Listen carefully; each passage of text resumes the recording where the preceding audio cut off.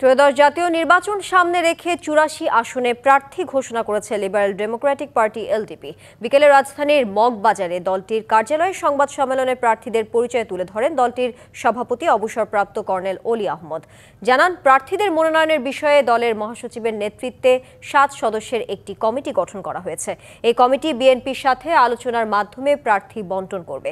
আরও বলেন, শেখ হাসিনাকে আশ্রয় দিয়ে ভারত প্রমাণ করেছে তারা বাংলাদেশের বিরুদ্ধে।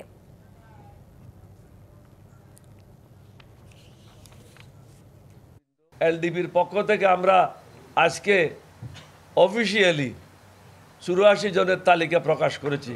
মহাসচিবের নেতৃত্বে ৭ জনের একটা কমিটি করে দেওয়া হয়েছে, যারা বিএনপির সাথে কথা বলে খারাপ মনোনয়ন পাবে না এই বিষয়টা চূড়ান্ত করবে। বিএনপি যেখানে ভালো প্রার্থী থাকবে সেখানে অবশ্যই বিএনপি পাবে।